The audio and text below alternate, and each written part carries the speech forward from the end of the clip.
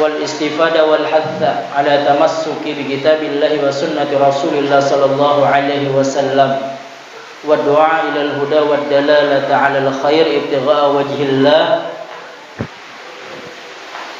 wa mardatihi wa qurbihi wa thawabihi. Alhamdulillah wa syukrulillah.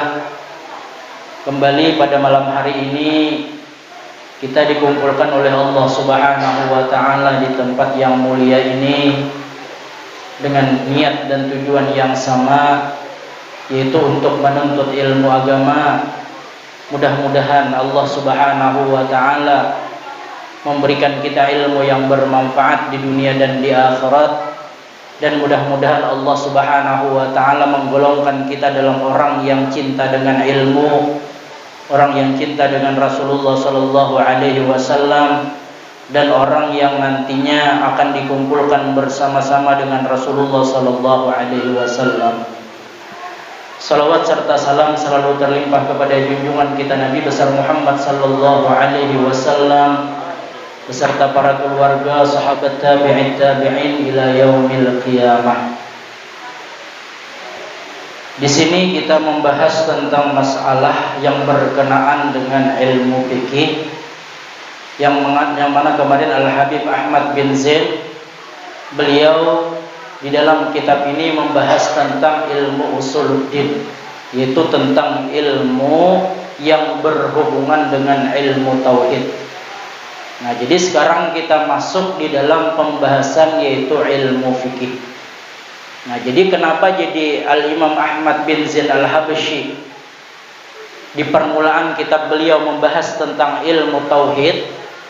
Nah, karena dengan ilmu tauhid tersebut kita mengerjakan ibadah, kita tahu orang yang disembah tersebut, kita kenal dengan orang yang disembah tersebut, sehingga bisa menimbulkan kekhusyuan di dalam hati kita, dengan tujuan ibadah kita tersebut diterima oleh Allah Subhanahu wa ta'ala. Kemudian di sini beliau berbicara tentang masalah rukun wudu. Nah, jadi furudul wudu sittatun. Al-awwalu an-niyatu wath-tsani ghaslul wajhi wa hadduhu min madabiti sya'rir ra'si ila muntahal lihyaini wadzaqani tulan wa aradan minal uduni ilal uduni. Ats-tsalitsu ghaslul yadaini ilal mirfaqaini. Ar-rabi'u mashu syai'in min basyaratir ra'si aw sya'rin fi haddihi. Al-khamisu ghaslur rijlaini ma'al ka'baini. As-sadisu at-tartibu ala hadhil kayfiyati. Kedengarannya Allah. Iya. Nah, jadi beliau di sini membahas tentang masalah furudul wudu, ujar kita rukun-rukun wudu. Nah, karena rukun wudu yang 6 ini ada yang di dalam Al-Quran, ada yang di dalam hadis Nabi Sallallahu Alaihi Wasallam. Nah, jadi rukun wudu yang 6 tersebut, 4 rukun di dalam Al-Quranul Karim, ada 2 rukun di dalam hadis Nabi Sallallahu Alaihi Wasallam. Nah, itu menurut mazhab Imam Syafi'i. Nah, karena menurut mazhab Imam Syafi'i rukun wudu tersebut yaitu 6, yang mana diambil dari Al-Quran dan diambil dari hadis Nabi Sallallahu Alaihi Wasallam. Yang di Al-Quran itu apa aja rukun wudu? Yaitu yang pertama membasuh muka. Kemudian yang kedua membasuh kedua tangan. Yang ketiga menyapu sebahagian kepala. Dan yang keempat yaitu membasuh kedua kaki. Nah, ini di dalam surah Al-Maidah firman Allah Subhanahu wa taala, "Ya ayyuhalladzina amanu idza qumtum ilas shalah faghsilu wujuhakum wa aydiyakum ilal marafiq wamsahu bi ru'usikum wa arjulakum ilal ka'baini." Nah, itu yang di dalam Al-Qur'an. Nah, jadi yang di dalam Al-Quran tadi ada 4 rukun, yaitu yang pertama yaitu tadi apa? membasuh muka. Nah, yang kedua yaitu membasuh kedua tangan, yang ketiga membasuh sebahagian kepala, dan yang keempat yaitu membasuh kedua kaki. Nah, kemudian yang sisanya 2 rukun yaitu apa? Niat dan tertib. Nah, kalau niat dan tertib ini di dalam hadis Rasulullah sallallahu alaihi wasallam. Kalau niat hadisnya innamal a'malu binniyat. Hanya saja amal perbuatan tersebut dimulai dengan niat. Nah, kemudian tertib yaitu di dalam hadis Rasulullah sallallahu alaihi wasallam ibda'u bima bada'allahu bi. Mulai dengan apa yang diperintahkan oleh Allah Subhanahu wa taala untuk memulainya. Nah, itu dalil tertib yang ada di dalam hadis. Nah, jadi yang keenam rukun wudu ini di dalam Al-Qur'an 4, di dalam hadis 2. Nah, jadi jumlahnya 6. Nah, jadi itu menurut madhab Imam Syafi'i. Nah, jadi furudul wudu'i sittatun. Al-awwalu an-niyatu, yang pertama adalah niat. Nah, ini niat nih. Nah, arti niat itu apa? Yaitu bertujuan beramal, yaitu dengan perbuatan amal tersebut. Qasdu syai'an muqtarinan bi fi'lihi. Nah, itu arti niat. Nah, jadi niat tersebut adalah salah satu daripada rukun wudu, yang mana niat tersebut apabila kita lafazkan itu sunnat saja. Nah, jadi niat itu kalau dilafazkan sunnat saja. Nah, yang wajib itu mana? Di dalam hati. Karena mahalluha, tempatnya itu niat al-qalb, yaitu di dalam hati. Wa talaffuz biha sunnatun, yaitu melafazkan itu niat, yaitu hukumnya sunnat. Kenapa jadi sunnat? Itu melafazkan niat supaya menolong lisan kita kepada hati kita untuk hadir dengan itu niat. Nah, makanya tadi sunnat kita tersebut melafazkan niat tersebut. Supaya apa? Supaya menolong hati kita pada waktu ketika kita berniat tersebut, hadir hati kita. Nah, jadi itu gunanya tadi. Makanya hukumnya sunnat melafazkan niat tersebut. Nah, jadi ada kalanya niat tersebut nawaitu al-wudu'a li raf'il hadatsil asghari lillahi ta'ala. Nah, itu diantaranya niat. Atau umpamanya nawaitu raf'il hadathi, atau umpamanya nawaitu taharata lis-salati, boleh juga. Nah, itu yang dilafazkan yang sunnat. Nah, tapi yang di dalam hati itu yang wajib. Nah, tapi tadi yang dilafazkan tersebut sunnat, gunanya apa? Supaya memudahkan hati kita hadir kepada itu niat. Nah, jadi itu masalah niat. Nah, kalau berbicara tentang masalah niat itu panjang. Ada hukumnya itu niat, ada tempatnya itu niat, ada diantaranya lagi syarat-syarat itu niat, ada diantaranya zaman masanya itu kita berniat kapan, dan apa itu hukumnya niat. Nah, jadi itu semua dibahas tentang dengan berhubungan dengan masalah niat yang sangat penting. Nah, artinya niat tersebut yang sangat penting hubungannya dengan ibadah kita, yang mana niat tersebut awal daripada ibadah kita itu harus dengan niat. Nah, karena niat itu membedakan antara ibadah dan adat. Nah, kalau kebiasaannya kita umpamanya dan niat kita tersebut, kalau ibadah kita tanpa niat, maka ibadah tersebut tidak dinilai ibadah. Kalaunya kita ibadah tersebut dengan niat, maka ibadah tersebut akan bernilai di sisi Allah Subhanahu wa taala. Nah, itu yang pertama daripada rukun wudu, yaitu niat. Kemudian lagi yang kedua, adzani ghuslul wajhaini, membasuh muka. Nah, jadi membasuh muka. Apalagi wajah ini adalah asyraful a'dha. Artinya anggota tubuh kita paling mulia itu adalah wajah. Itu asyraful a'dha. Makanya kan di dalam salat, di dalam doa iftitah, inni wajjahtu wajhiya lilladzi fataras samawati wal ard. Artinya aku hadapkan mukaku. Nah, di dalam salat nih, masa muka aja yang kita hadapkan kepada Allah Subhanahu wa taala, yaitu seluruh tubuh. Tapi yang disebut di situ wajah aja. Nah, jadi kenapa jadi disebut wajah aja? Karena wajah itu adalah asyraful a'dha, yaitu anggota tubuh yang paling mulia. Nah, coba kita bayangkan, kita ditunjul orang di belakang biasa aja. Coba tunjul orang di muka, bisa sarik tuh. Nah, kenapa? Karena wajah itu adalah salah satu anggota tubuh kita yang mulia.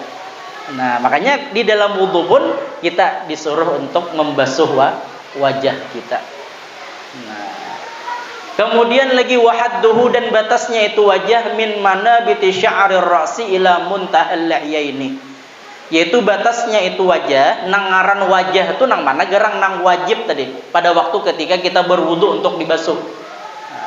Yaitu batasnya apa? Min manabiti sya'rir ra'si, dari tempat tumbuhnya rambut. Nah, di mana tempat tumbuhnya rambut? Nah, jadi tempat tumbuhnya rambut mulai situ wajah tuh. Nah, tapi umpamanya membasulah Bang Jar, tumbuh rambutnya di sini berarti mulai sinilah kada. Artinya kebiasaan tumbuh rambut itu di mana? Nah, jadi munnya basulah umpamanya mulai situ maunya ngaran wajah kada. Artinya di mana tempat biasa tumbuh rambut. Nah, jadi itu batasnya muka tadi dari tempat tumbuh rambut sampai apa? Sampai zakan. Nah, ini dagu jari kita. Nah, itu kalau memanjang. Kalau dari bagian atas ke bawah. Nah, kemudian lagi apa? Dari melebar ardhon, yaitu apa? Minal udhuni ilal udhuni. Dari telinga sebelah kanan sampai telinga sebelah kiri. Nah, kalau istilah dalam fikih itu watitil udun. Artinya ujar kita pasak talingan ya, dan betinggal di talinga tuh. Nah, itu ngarannya yaitu batas daripada wajah tadi sampai ke telinga sebelah. Nah, jadi makanya di dalam membasuh muka tersebut yang wajib kita basuh seluruh muka kita nang harus sesuai dengan batasnya tadi. Nah, cuman jangan pas-pasan juga, lebih sedikit. Artinya kalau sampai dagu lebih sedikit. Kenapa? Karena min bab man la yatimul wajib illa bihi fahuwa wajib. Artinya menyempurnakan sesuatu tersebut supaya yang wajib tersebut jadi liput. Artinya jadinya liput berataan wajah kita. Mun pas-pasan batasnya aja, nah itu kan bisa kada liput. Artinya bisa kada merata ke seluruh wajah kita untuk dibasuh. Jadi lebih sedikit. Dan ulang nang bulu nang ada di muka kita ini wajib dibasuh pada waktu ketika kita berwudu, pada waktu ketika kita membasuh muka. Jadi semua bulu nang ada di muka kita nih. Artinya walaupun alis kita, sisingut kita, janggut kita, nah itu wajib dibasuh. Pokoknya bulu apa aja nang ada di muka, pada waktu kita membasuh muka itu wajib dibasuh. Nah, jadi pokoknya seberataan bulu Bang yang ada di muka ini. Artinya apalagi sisingut umpamanya atau janggut. Nah, cuman janggut di sini dua. Biasanya ada janggut yang tebal, ada janggut yang tipis. Nah, jadi ada janggut yang tebal, ada janggut yang tipis. Bila inya janggut tersebut tebal, itu kada wajib menyampaikan sampai ke dalam-dalam. Nah, sampai ke kulit kada wajib, cukup di luarnya aja. Nah, kalau janggut orang itu tebal. Tapi bila janggut orang itu tipis, nah wajib sampai ke dalam. Nah, jadi wajib sampai ke dalam. Nah, jadi kayak apa? Gerang meminandui janggut itu tebal atau tipis kayak apa? Nah, bilanya tebal tadi kada wajib sampai ke dalam. Bilanya tipis wajib sampai ke dalam. Jadi nang jadi masalahnya kayak apa? Gerang meminandui janggut orang itu tebal kah tipis kah? Nah, jadi bila kita hendak mengetahui janggut orang itu tebal, apabila berhadapan lawan orang itu, nah orang yang berjanggut tadi. Nah, di antara jarak kurang lebih 1,5 meter, bila kelihatan daripada kulitnya, nah berarti janggut orang itu tipis. Nah, artinya berparakan, kurang lebih jarak 1,5 meter. Nah, tapi pulang bila inya kita berhadapan kurang lebih jarak 1,5 meter tadi, kulit orang tersebut kada kelihatan, nah berarti janggut orang itu tebal. Nah, jadi bisa aja kita menilai di caramin tuh. Janggutku ini tebal kah tipis kah? Atau kan ada berjanggut sama sekali. Nah, jadi bilanya tebal, nah, kada wajib menyampaikan sampai ke kulit. Nah, taman bilanya tipis wajib. Nah, Tapi pulang kalau umpamanya bibinian bang bejanggut umpamanya. Bibinian bejanggut nih. Nah, pokoknya tebal kah tipis kah tetap wajib. Nah, itu pulang bedanya tadi. Kalau nyala lakian tadi bilanya tebal kada wajib sampai ke dalam kulit. Bilanya tipis wajib. Bilanya bibinian, bilanya tebal kah tipis kah tetap wajib. Rasanya kada ada bang lah. Cuman di hukumnya ada. Di hukumnya ada. Kenapa? Karena linadiriha, karena jarangnya. Nah, berarti kan bila jarangnya berarti ada. Jadi kalau bibinian umpamanya tadi ada janggutnya, nah itu wajib sampai ke kulit bilanya tebal. Nah, itu diantara batas muka tadi. Nah, apalagi nang bulu nang ada di muka kita ini, kalau di dalam bahasa Arab itu ada 20 macam bulu. Nah, termasuk sisingut, termasuk alis. Nah, termasuk ujar kita ini ngarannya nih amfaqah. Nah, artinya bulu nang tumbuh di bawah bibir kita sebawah kanan. Nah, termasuk janggut. Itu diantaranya itu ada 20 yang ada di muka kita ini. Nah, yang wajib pada waktu ketika kita berwudu itu dibasuh semuanya. Nah, jadi tadi itu daripada batas wajah, yaitu daripada memanjang dari tempat tumbuh rambut sampai zakan, sampai dagu. Nah, kalau melebar dari telinga sebelah kanan sampai telinga sebelah kiri. Nah, cuman kalau membasuh telinga pada waktu ketika kita membasuh muka itu sunnat aja, artinya sampaikan ke telinga. Nah, karena di antara ulama ada yang mengatakan telinga itu adalah batas, termasuk batas daripada wajah. Ini supaya keluar kita dari khilaf. Nah, karena di antara ulama ada yang mengatakan telinga tersebut juga termasuk wajah. Nah, jadi kalau kita berwudu, nah, kita liputakan sampai ke telinga juga.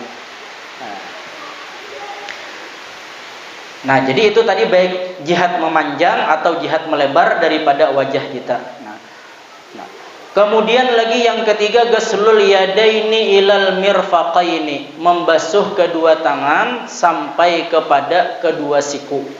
Nah, jadi rukun wudu yang ketiga yaitu membasuh kedua tangan sampai kedua siku.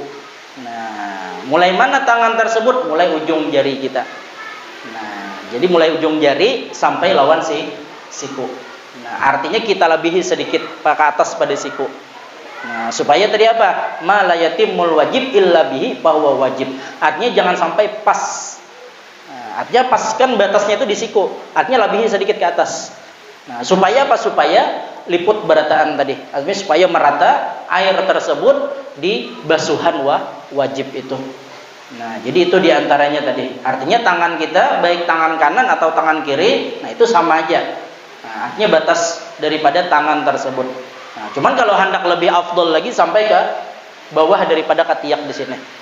Nah, itu hendak lebih afdol lagi. Nah, pada waktu ketika membasuh tangan kita lebihi lagi sampai ke atas daripada batas wajib tersebut sampai kepada bawah ketiak. Nah, itu lebih afdol lagi. Nah, kemudian lagi yang keempat daripada rukun wudu, ar-rabi'u mashu syai'in min basyaratir ra'si aw sya'rin fi haddihi, yaitu menyapu sesuatu dari rambut yang ada di kepala atau daripada kepala pada batas itu kepala. Nah, jadi ini rukun wudu yang keempat, yaitu menyapu sebahagian kepala. Nah, jadi kada berataan kada. Jadi menyapu sebahagian kepala, yang mana kepala tersebut, mana yang namanya kepala. Umpamanya rambut kita panjang berulur ke bawah sini, cukup di sini aja umpamanya kada cukup. Artinya mana nang batas kepala rambut itu nang dibasuh. Nah, jadi kalau umpamanya rambut panjang atau bibinian umpamanya cukup di ujungnya sini aja umpamanya yang dibasuh, kada mencukupi lagi. Nah, artinya yang mana rambut nang di kepala tadi. Artinya batas yang kepala itu yang mana. Nah, jadi tadi mashu syai'in min basyaratir ra'si aw sya'rin fi haddihi. Nah, cuman kan yang afdalnya itu membasuh kepala tersebut dengan caranya Rasulullah sallallahu alaihi wasallam, yaitu membasuh seluruh rambut. Itu caranya kayak apa? Dengan meletakkan ujung daripada ibu jari kita di apa orang nyambat niarnya pipilingan ka jurang. Nah, jadi andak keduanya di sini. Nah, setelah kita basahi tadi tangan kita. Nah, kemudian kita lalukan tangan tersebut sampai ke belakang. Nah, kalau rambut kita tipis, bulikakan kayak itu pulang. Nah, kalau nya tebal atau bibinian kada usah dibulikakan. Nah, kalau nya lalakian gundul kan nyaman lagi gitu, atau tipis rambutnya nyaman lagi. Nah, jadi itu caranya Rasulullah Shallallahu alaihi wasallam. Nah, jadi pada waktu ketika menyapu daripada kepala kita. Nah, apalagi kita niat dengan mutabaah kepada Rasulullah Shallallahu alaihi wasallam. Nah, insyaallah kita dengan niat mutabaah kepada Rasulullah Shallallahu alaihi wasallam akan bertambah kecintaan kita kepada Rasulullah Sallallahu Alaihi Wasallam. Kemudian lagi al-khamisu ghaslur rijlaini ma'al ka'baini. Yaitu rukun wudu yang kelima, yaitu membasuh kedua kaki, yaitu sampai kepada kedua mata kaki, atau buku lali ujar kita. Nah, jadi itu batas daripada kaki. Nah, jadi membasuh kaki tersebut yaitu apa? Disunatkan yang pertama yaitu membasuh sebelah kanan berdahulu. Nah, mulai mana? Mulai ujung jari juga. Nah, jadi kalau tangan tadi mulai ujung jari, kalau kaki itu pun mulai ujung jari juga. Nah, jadi sebelah kanan berdahulu. Nah, sampai mana? Sampai mata kaki. Nah, kemudian apa? Sunat lagi kita lebihkan lagi sampai ke atas. Nah, sampai ke landau tuh sunat. Nah, kenapa? Karena italatul ghurrah wa tahjil. Artinya memperpanjang daripada batasan yang wajib untuk dibasuh, kemudian kita lebihi lagi. Nah, maka itu hukumnya sunnat italatul ghurrah wa tahjil. Artinya memperpanjang daripada basuhan wajib. Nah, kenapa? Karena nanti pada hari kiamat itu orang tersebut akan bercahaya dan akan dipandang oleh Rasulullah Sallallahu Alaihi Wasallam, mendapat nazrahnya, mendapat pandangan oleh Rasulullah Sallallahu Alaihi Wasallam. Kenapa? Karena cahaya daripada orang yang berwudu tersebut. Nah, apalagi kalau kita mengamalkan wudu itu apa? Kada batalan, artinya batal wudu pulang. Nah, habis batal wudu pulang. Nah, jadi mudawamah, artinya terus menerus dalam keadaan suci. Ini kalau lalakian nyaman aja, kalau bibinian kan ngalih. Nah, kalau bibinian kan ada halangan, ada haid atau apa. Nah, jadi kalau lalakian itu apa? Sangat dianjurkan, sangat diusahakan kita tersebut dalam keadaan suci, artinya dalam keadaan wudu. Nah, jadi jangan sampai kita tersebut umpamanya batal. Nah, kita biarkan diri kita tersebut adalah yaitu daripada apa? Daripada berhadas kecil. Nah, jadi jangan sampai kita tersebut di dalam diri kita tersebut ada hadas kecil, yaitu habis batal langsung wudu. Nah, itu daripada rukun wudu yang kelima. Dan daripada rukun wudu yang keenam, as-sadisu at-tartibu ala hadhil kaifiyat, yaitu tertib. Artinya basuh-sunan. Nah, yaitu membasuh muka dahulu. Nah, kemudian membasuh tangan. Nah, kemudian menyapu kepala. Nah, kemudian membasuh batis. Nah, itu tertib. Nah, cuman kalau ini umpamanya orang berwudu, nah itu langsung bercabur aja umpamanya benyalam, nah itu kan kada bertertib kada apa-apa. Nah, jadi bolehlah kita umpamanya berwudu itu langsung sekalian. Nah, kita bertajun umpamanya langsung ke sungai atau ke laut. Nah, atau ke kolam umpamanya nenggana langsung kita benyalam. Nah, sahlah wudunya, sah. Nah, itu dengan niat juga. Nah, berarti kan kita kada bertertib. Nah, jadi boleh tadi. Artinya boleh kita berwudu tersebut yaitu langsung, yaitu dengan cara al-inghimas, yaitu benyalam. Nah, jadi umpamanya bertajun ke sungai atau ke laut tadi, nah, langsung pada waktu ketika kita sampai di banyu langsung berniat. Nah, jadi boleh. Nah, ada di antaranya ulama mengatakan bahwasanya kita berdiam sebentar di dalam air tersebut sekedar kita tertib. Nah, cuman kalau kada usah umpamanya ratan benyalam, basuh muka, basuh tangan, ada. Artinya langsung sekalian aja boleh. Nah, jadi itu dia apa? Wudu inghimas ngarannya. Nah, itu diantaranya tadi apa? Rukun wudu, yaitu yang terakhir yaitu tertib, yaitu yang mana tertib tadi adalah di dalam hadis Rasulullah Sallallahu Alaihi Wasallam. Nah, jadi itu diantara rukun-rukun wudu, yang mana rukun wudu tersebut yaitu benar-benar kita pelajari, benar-benar kita praktekkan, jangan sampai wudu kita tersebut kurang, apalagi kada sempurna. Nah, karena apabila wudu kita kurang atau kada sempurna, otomatis ibadah kita itu pun kada sempurna juga. Nah, karena kan wudu itu sangat penting. Makanya kita pelajari wudu tersebut dengan sebaik-baiknya, kita praktekkan, kita perhatikan wudu tersebut baik dari segi airnya, baik dari segi tata caranya, baik dari segi kita tersebut berwudu tersebut, bagaimana kita tersebut apa yang pertama kali kita basuh, bagaimana kita tersebut menjalankan wudu tersebut. Nah, jadi jangan sampai wudu kita tersebut membuat ibadah kita itu tidak sah. Kenapa? Karena dengan tidak sahnya wudu, akhirnya ibadah kita tidak sah. Nah, makanya sangat penting. Artinya sangat penting benar-benar kita mempraktikkan wudu tersebut, kaifiat tata cara wudu tersebut, jangan sampai wudu kita itu tidak sah. Nah, kalau tidak sah wudu kita, otomatis ibadah kita pun kada sah. Nah, ini sangat penting. Dari segi airnya harus kita perhatikan. Nah, dari segi tata caranya tadi, dan apa-apa yang menegah air sampai ke kulit, nah, itu harus kita perhatikan. Nah, jadi umpamanya kita tersebut berwudu, kemudian ada sesuatu yang menegah air sampai ke kulit, yang mana wudu kita tersebut kada sah. Nah, jadi jangan sampai wudu kita kada sah, akhirnya ibadah kita pun kada diterima oleh Allah Subhanahu wa taala. Nah, jadi mudah-mudahan ibadah kita diterima oleh Allah Subhanahu wa taala. Amin amin ya rabbal alamin. Kemudian lagi, wa in kana alaihi janabatun min mujama'atin aw khuruji maniyyin binaumin aw ghairihi, lazimahu ghaslu jami'i badanihi ma'aniyati raf'il janabati.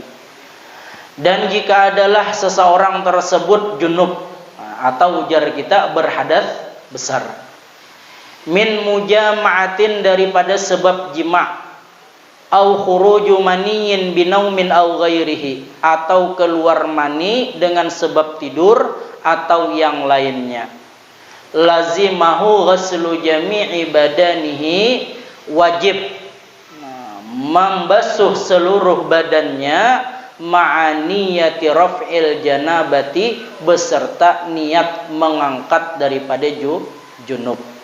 Nah, jadi ini masalah mandi pulang. Nah, jadi masalah mandi ini adalah sesuatu yang wajib apabila kita mengerjakan hal atau kita mendapat hal yang mewajibkan mandi tersebut. Nah, itu diantaranya apa? Janabatun, yaitu junub, min mujama'atin, dari sebab jima'atnya berkumpul, yaitu antara suami dan istri. Nah, jadi kalaunya orang tersebut melakukan hal yang demikian, maka mewajibkan orang tersebut mandi. Nah, kemudian lagi au khuruji maniyyin, atau keluar mani, baik dengan sebab disengaja atau kada. Nah, keluar mani tersebut dengan sebab ketiduran umpamanya, atau dengan sebab bermimpi atau yang lainnya, maka wajib orang tersebut yaitu mandi, yaitu mandi junub atau mandi wajib ujar kita. Nah, kemudian di antara rukun mandi tersebut itu hanya dua aja. Nah, yang pertama apa? Yaitu niat. Kemudian yang kedua menyampaikan air ke seluruh tubuh. Nah, jadi menyampaikan air ke seluruh tubuh, nah itu hukumnya juga wajib, itu termasuk daripada rukun mandi. Nah, jadi jangan sampai umpamanya mandi kita tersebut ada hal yang menegah air sampai ke kulit, yang menyebabkan mandi kita itu kada sah. Nah, berarti bila mandi kada sah, otomatis juga tadi ibadahnya juga kada sah. Itu sangat kita perhatikan. Nah, jadi dengan niat tersebut mandi itu apa? Itu juga hukumnya wajib. Nah, awal kapan niat tersebut? Awal daripada menyampaikan air ke tubuh kita atau ke kulit kita. Nah, kada mesti mulai kepala, kada mesti. Terserah aja, anak mulai batis kah? Nah, anak mulai tangan kah? Nah, pokoknya bilanya awal air menyentuh ke tubuh kita, nah di situ kita niat mandi. Nah, itu wajib niatnya. Nah, karena apa? Karena wajib niat tersebut adalah awal daripada ibadah. Nah, jadi niat mandi tersebut yang membedakan antara mandi adat dan mandi ibadah. Mandi kebiasaan dan mandi yang tidak bernilai ibadah. Nah, jadi kalau dengan niat, walaupun mandi kita biasa aja, kalau kita dengan niat, insya Allah hasil ibadah. Nah, contoh aja umpamanya kita sore tadi nih. Nah, kita kan mandi biasa aja tuh. Nah, akan tetapi kita pada waktu ketika mandi tersebut kita berniat supaya umpamanya aku beribadah pada malam hari ini untuk sholat maghrib, untuk amaliyah antara maghrib dan isya, untuk sholat isya, untuk setelah sholat isya amaliyah dan lain sebagainya, supaya badanku segar, supaya aku semangat untuk beribadah. Nah, Nah, berarti mandinya tadi apa? Menjadi nilai ibadah. Kenapa? Karena niatnya tadi. Nah, pokoknya sesuatu apapun yang kita niatkan untuk ibadah itu hasil nilainya. Nah, makan kita, minum kita. Nah, kita makan supaya kuat kita beribadah, supaya kuat kita berjalan untuk menuju ke tempat untuk menuntut ilmu. Nah, berarti makan kita itu pun nilainya ibadah. Nah, jadi dengan niat tadi yang sangat penting, akhirnya kebiasaan kita tersebut yang mana dulunya kada ada nilai ibadah menjadi nilai ibadah. Nah, jadi pokoknya hendak guringnya kita kah? Nah, guring siangnya kita. Nah, bahkan ulama salafun salih pada zaman dahulu apabila mereka hendak guring, nah mereka mengingat daripada gawian-gawian mereka nang pada waktu siang tadi. Artinya mulai habis bangun guring, apa nang aku gawi, apakah ada kebaikan, apakah ada dosa nang aku gawi. Nah, kalau ada dosa mereka cepat-cepat meminta ampun kepada Allah Subhanahu wa taala. Nah, kemudian mereka bangun guring, berniat pulang, hendak mengerja kebaikan pada hari tersebut. Nah, jadi hendak guring tadi mengingat apa nang digawi pada waktu ketika bangun tadi. Nah, kemudian pada waktu ketika bangun berniat hendak mengerjakan kebaikan pada hari tersebut. Nah, insyaallah diberikan kemudahan oleh Allah Subhanahu wa taala kalau kita tersebut dengan niat yang baik, dengan tujuan yang baik, insyaallah Allah pun akan menolong kita. Nah, artinya jangan sampai kita tersebut beribadah tersebut atau menggawi daripada kebiasaan kita sehari-hari tersebut tersia-siakan. Artinya buat nilai kita keseharian tersebut dengan nilai ibadah di sisi Allah Subhanahu wa taala. Nah, karena hanya itulah yang kita harapkan nantinya. Artinya dengan ibadah amal tersebut nantinya kita menghadap Allah Subhanahu wa taala. Artinya kita nang bawa ke dalam kubur kita nantinya. Artinya mudah-mudahan dengan demikian Allah Subhanahu wa taala mempermudahkan kita di dalam taat dan beribadah kepada Allah Subhanahu wa taala, dan mudah-mudahan Allah Subhanahu wa taala yaitu membukakan hati kita selalu beribadah kepada Allah Subhanahu wa taala dan diberikan amal-amal kita tersebut diterima oleh Allah Subhanahu wa taala. Amin amin ya rabbal alamin. Nah, mungkin ini yang dapat ulun sampaikan dan mudah-mudahan ada manfaatnya. Mudah-mudahan Allah Subhanahu wa taala memanjangkan umur kita, mensehatkan badan kita di dalam taat dan beribadah kepada Allah Subhanahu wa taala. Amin amin ya rabbal alamin.